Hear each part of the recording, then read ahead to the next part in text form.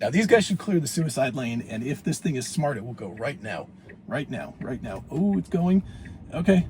And whoo, okay, that was pretty good. I gotta give him credit. Hey y'all, it's Dr. Know-It-All coming to you from our Model Y. I apologize for the somewhat janky setup. I know the GoPro is too high up.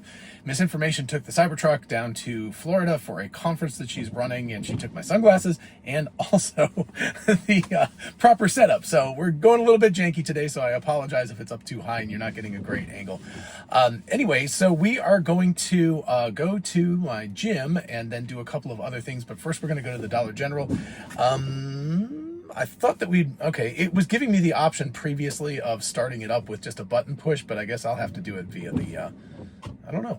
That's weird. There we go. Anyway, I'll just pull the handle here. We're going to see how this tests. This is a new drive with version 13.2.7. Just got it downloaded this morning.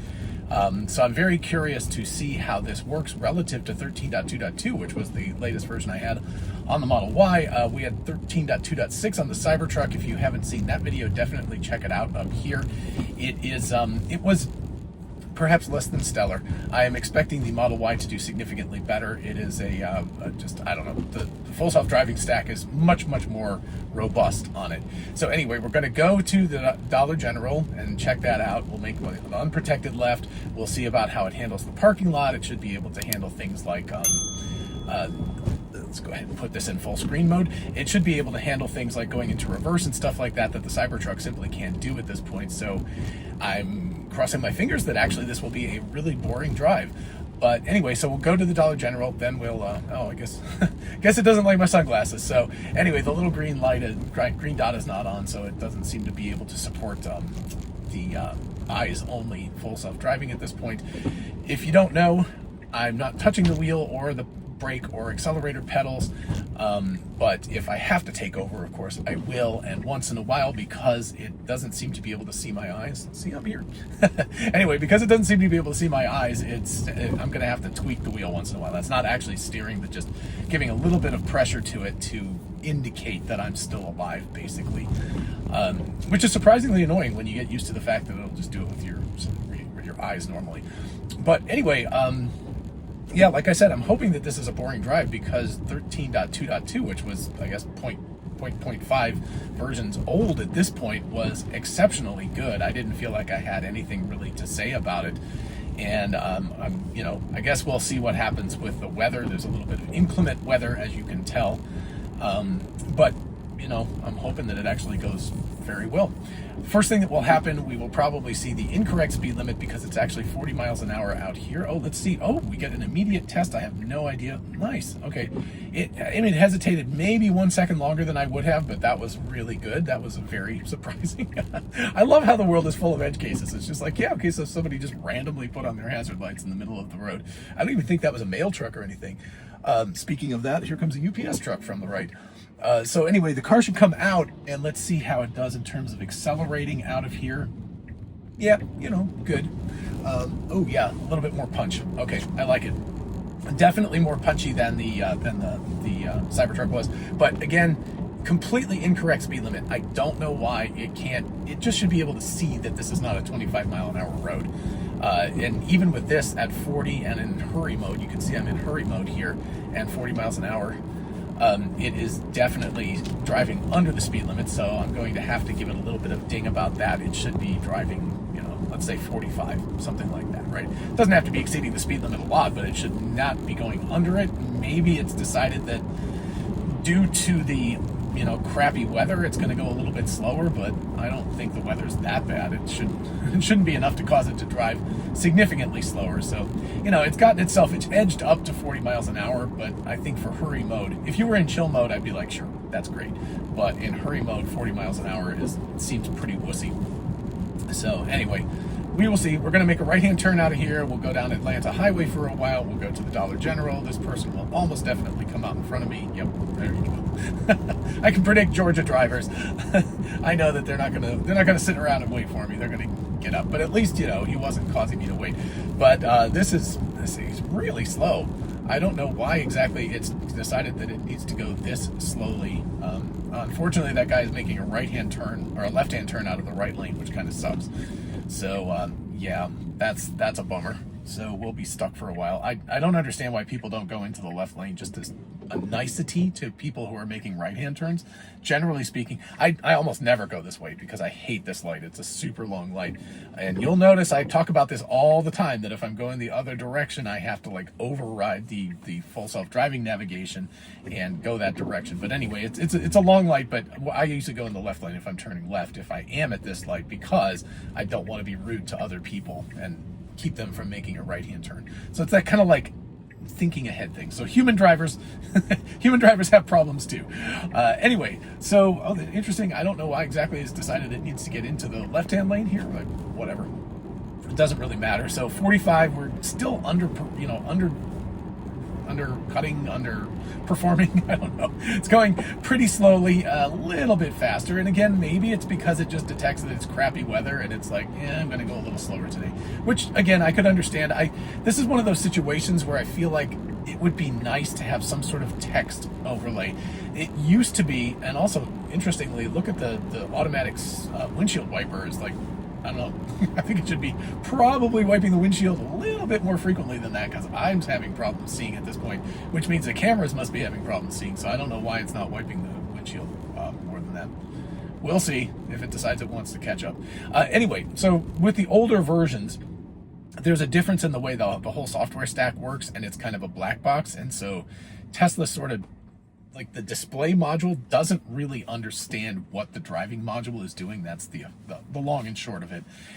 But it would be nice if there was some sort of communication where under these circumstances it would be like driving a little slower because the weather's bad. And sometimes you'll see like full self-driving degraded, but that's a different message. I think it would be nice to get some more verbose messages about what the module is thinking, at least as close as they can figure out. Again, not exactly sure why the windshield wiper has decided it's not going to windshield wipe. That seems not great because it needs to be able to see better than that. So I'm not exactly sure why. All right, anyway, I'm debating about overriding that, and I don't know. So we'll see. I don't know. I'm going to override it, so I'm just going to push the windshield wiper button. But the reason why is because I want you to be able to see this part. So again, if you haven't watched my videos before, we're coming around a big bend. There's a sign, there's a tree, there's a suicide lane over there, there's another lane over there, there's a bunch of stuff, yard equipment, and so we're going to have to deal with all of that coming out, making the left-hand turn, the unprotected left. Cybertruck is less than stellar at this. The Model Y was great last time. Interesting that it's choosing not to go into that part of the parking lot. Let's see what it does. I don't know. I don't know if it's going to attempt to go backwards into it or if it's just going to park way down here. So apparently it wants me to walk in the rain. Thinks I need the exercise, I guess. So I'm curious what it's going to do here. Is it going to turn? Okay. So I don't know if it's going to decide, oh my, it's going to back us into a parking spot. So interesting. Okay. It looks like it's going to back us into 2 parking spots. Very interesting, because it's way over there that I actually need to go. But let's see if it's going to stop or if it's okay. So yeah, that was less than a stellar parking thing. I'm going to do, okay. So now we can just press the FSD start. So I'm just going to press and hold, and here we go. And off we go. All right. So we're going to come out. So good. I don't know why. I think it was because I was already driving was why it didn't have that button at the beginning. But it's pretty cool to be able to push the button and not touch anything except the screen. And again, you can see how Tesla is clearly, this is backwards. Oh, this was a terrible idea. If somebody comes in from the other lane, this is going to be there. Okay, so the parking lot logic still needs some updating. I think it did this last time too, if I recall. It decided to go backwards through the parking lots. Clearly it's, the cars are oriented the other way and it's a one-way street. Okay, so again, I'm going to push, I don't know why it's not doing the windshield wiper more, but I want you guys to be able to see this a little bit better. So there's traffic coming from the right. There's people parked. I don't know if you can see it, if it's a wide enough screen, but well, you can see 1, 2, and a truck. So there's a bunch of people in the suicide lane. So the car needs to be chill for a little while. What is this? It's 3:35 in the afternoon. So, fairly busy traffic at this point. Rush hour is kind of starting around here. So we will see. There's also this Cadillac over here. This car is, I think, attempting to get into the regular lane. So there's a lot of stuff going on right now. So this will be an interesting test. For one thing, we've got to clear all the traffic to the right because, yeah, there goes the Cadillac that was stuck there. We need to clear traffic to the right so that these guys on the left over here can actually get turned out, because it's probably going to be unsafe to try to pull out if those guys are in the suicide lane. So anyway, we may be stuck here for a minute. This is the reason why normally I would not go this way, because I really don't like getting stuck in this traffic. But okay, so now somebody's in the suicide lane making a left, but he's going to manage that. So, okay. So we're going to have some clarity on the right, some clear traffic on the right in just a second. And hopefully this truck will go, and we'll see what the car decides to do now. So it's not moving at all. So it's decided that those guys need to clear the suicide lane before it's going to go. Okay, now these guys should clear the suicide lane. And if this thing is smart, it will go right now. Oh, it's going. Okay. And whoo, okay, that was pretty good. I gotta give him credit. I mean, that guy pulled into the suicide lane right as we were pulling out. We could have accelerated just a little bit faster, but I felt, as opposed to the Cybertruck that I feel like I'm, fearing for my life when this all happens, that felt much more comfortable, even though the situation degraded radically from when we started. We pulled out, we began to pull out, the person came around the corner right as we started to do that, and then pulled into the suicide lane, which blocked where we were going to be able to go, but the car was able to effectively get around it. And so that was really good.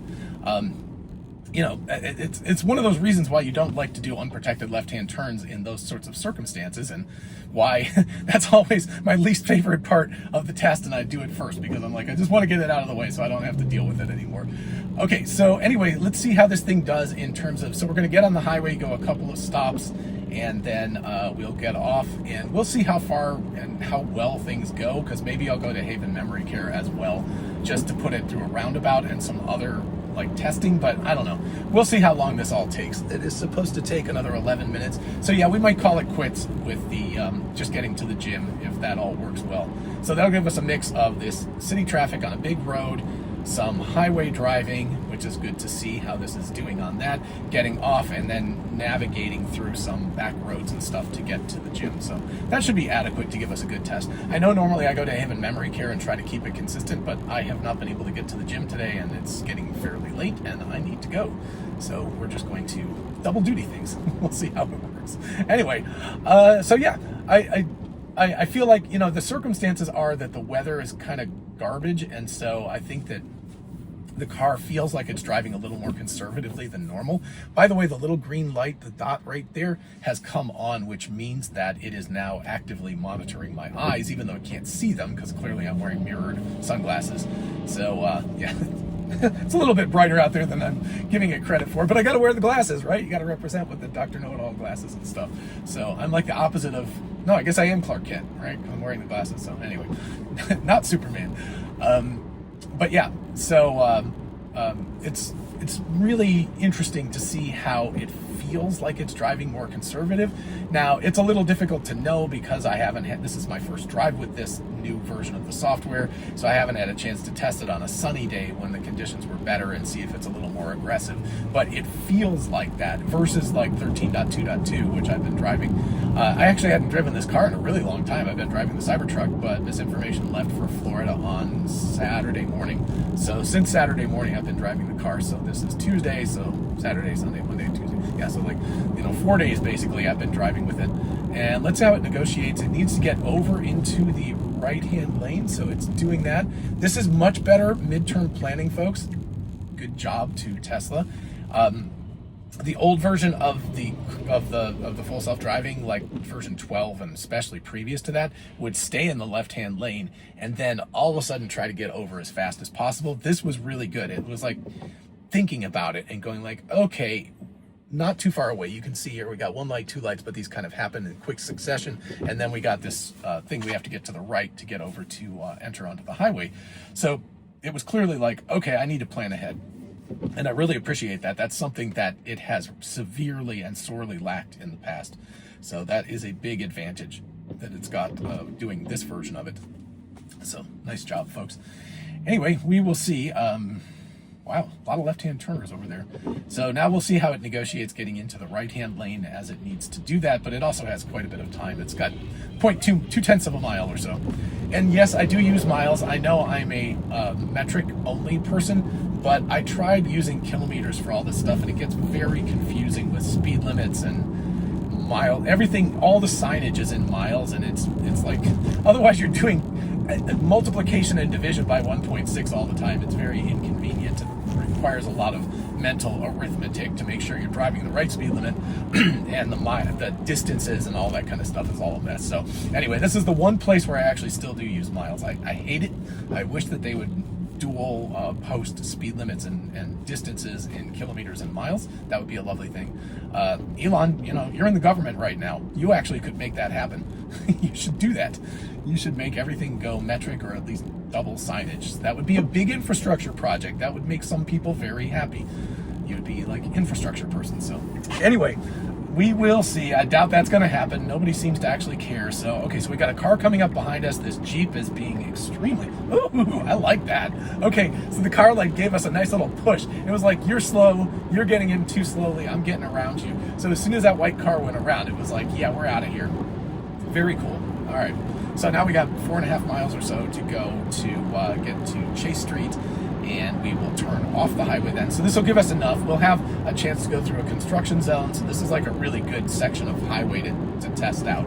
I am hoping, and again, we've lost attention monitoring. I think it's because it's the mirrored sunglasses. But anyway, this is good to test out, and I will dial it down because I've seen police officers here, and also there's people working, although since it's raining, they might not be working today. Looks like we're going to be stuck in traffic enough that we're just going to be with the flow, so it won't matter. But I just am, number one, for safety, and number two, because I don't want to get a super speeder ticket going 75 or 80 miles an hour in a 55 zone. That's a bad idea. We don't need to do that. So you can see the 55 is coming up here, and tweak there, and I don't know. I guess, why am I worried? Everybody else is still going 70 through here. So, since I'm in the traffic flow, I don't feel too bad about it. And I especially don't think there's going to be workers out here today because it's raining. But very, very, people, I don't know. It's Georgia. It's like, what? Drive the speed limit? What? It's not even a possibility around here. All right, good. So good lane centering. Yep. Okay, everybody's out of here. So yeah, you can see the car is going too fast. So Tesla, I know the traffic flow is faster and there aren't people here, but I would still feel more comfortable if it would reduce that maximum speed in a construction zone. And it's, again, with the barrels and all this stuff, it's very obvious that it's a construction zone. So I think that it should be more adherent to the law under those circumstances. And now we've just hit the end of the construction. So now it's like, whatever, go as you will. But anyway, let's see. Yeah, we've got just a little bit longer here. So yeah, boy, this is really annoying. I've gotten used to it doing the eye monitoring and not having to tweak the steering wheel, so it's very annoying to have to do that. So again, I'm not actually driving. I'm just giving a tiny amount of torquing input into the steering wheel so that it basically knows that I'm alive, because it's not able to see my eyes behind the sunglasses. So yeah. Not like I'm driving at all, and I'm certainly not touching the accelerator or the brake. So somebody asked me, I think I talked about this last time, whether I would be willing to, essentially get in the passenger seat or blindfold myself driving to work or something. Again, with this car, and I'd probably want to drive it a few times at 13.2.7 to ensure that it was behaving as well. But with the old version, with 13.2.2 in the Model Y, I would do that. I might freak out a little bit, but I would do it because I am that confident in its capabilities. The Cybertruck, very, very different. It feels like it could do something wrong at any moment. But again, it's because the Cybertruck is a very different sized vehicle. There's a much, much less data, and the training has not been nearly as established for it as with this car, the Model Y, Model 3, but with this version, wow. Okay, it's actually, this is very aggressive. I love it. This is exactly how I would drive. It's like speeding up to get around this car before it pulls into the right-hand lane. So it's weird. It feels very much like the way that I would drive. So I really appreciate that kind of, I don't know, attitude, I guess. I know it's a computer, but it feels like a very assertive human. So again, previously what it would have done was slow down and gotten behind that car. This time it was like, no, I'm going to speed up and get in front of him. So pretty cool. All right. So We will make a right-hand turn here, and I guess it's going to make an immediate left. So sometimes it goes like up one more intersection. This time it's going to an immediate left. So it's going to have to get over one lane. So coming in here, we should stop. There's traffic, so we should not go yet. Yep, okay. It's kind of creeping, but after this Nissan here, it should go. Yep, okay, good. And then it needs to get into the left lane immediately. Cool. All right, yeah, very good. Nicely done. No problem at all. And then we can just follow this guy. So this will give us a nice... Oh, and attention monitoring is back to being active again. I don't know why. But yeah, so like I said, this gives me good confidence that it knows what it's doing, as opposed to the Cybertruck, which does not give me good confidence at this point. So, all right. I don't know why sometimes it chooses to go this way and sometimes it chooses to go the other way. I always go down one more intersection, but I think it's because I don't want to have to do this thing where I have to get over 2 lanes immediately. I can cut out and accelerate and get in the other. It doesn't, whatever. It's 6 of one, half dozen of the other. It's basically the same thing, but it's just curious how it kind of flips a coin and decides on which one it's going to do. You'd think it would be consistent because it should be deterministic. One should be faster than the other, but clearly it's slightly non-deterministic and a little bit of fuzziness. So very interesting.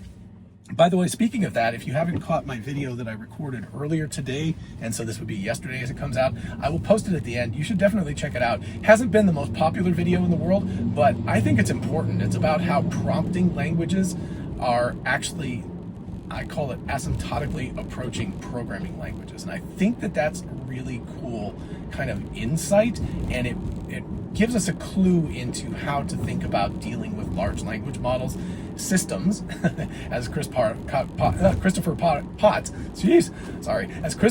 was talking about. We need to systems think. We need to think about the prompt and the large language model as a system, and we need to think about the way we talk to it more like programming and less like English. So I thought it was a really cool video. Let's see what it does here. So, yep, okay, good. I was worried it was going to turn into that. There's a lot of, driveways here right in a row. So I was worried it was going to pull into the wrong one. Okay, so the Cybertruck is unable to pull into a parking place here. Let's see if this is able to do that. So it has quite a few to choose from. I assume it's going to back in. It loves to back in. We'll see. Active climbing, my favorite place. If you're in Athens, come join me sometime. It's cool. I love climbing. Okay. Okay.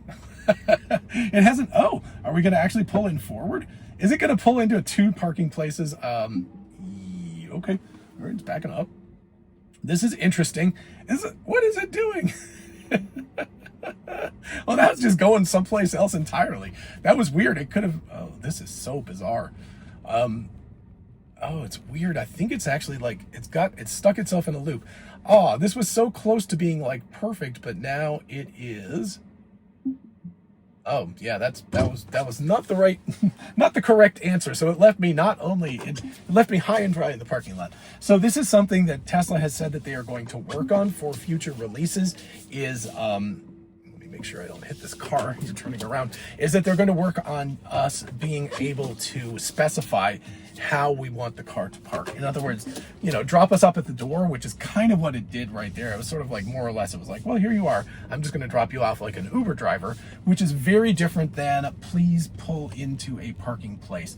And also, please pull into my garage, which would be great as well. So I think that will be something that will also be really, really helpful. It will be that ability for the vehicle to be able to, or for us to be able to select how we want it to park or not park or whatever. So anyway, that will be a good future thing, and that's definitely in their future, release notes that they're going to have. So that would be good. Aside from that, maybe just the tiniest bit chill on the city streets, although very aggressive on the highway.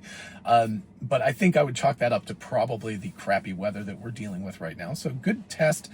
Overall, I mean, what are you going to say? The car got me from A to B. Yeah, it didn't quite park in the right place. And it also went the wrong direction in the parking lot at Dollar General. But aside from that, it really did a fantastic job. No interventions, and pretty much fantastic. So it's getting really, really close in the Model Y. really close. This is hardware 4, by the way, but I feel like we are exceptionally close to this car being able to drive itself with, you know, just like this. I wouldn't even have to look at it. So I don't know. If you guys have had a chance to use 13.2.7, let me know what you think about it. Please do leave comments about the driving, any other thoughts that you have about that. And if you don't mind liking the video, it really helps it out. And especially if you can subscribe, it would be lovely. Thank you so much. It helps out the channel more than you can imagine. It really does, because YouTube actually cares about subscribers more than anything else. So subscribing, taking 2 seconds to hit the little bell icon or subscribe icon, whatever, that really helps out the channel. So thank you so much, and I will see you in the next video. Bye-bye.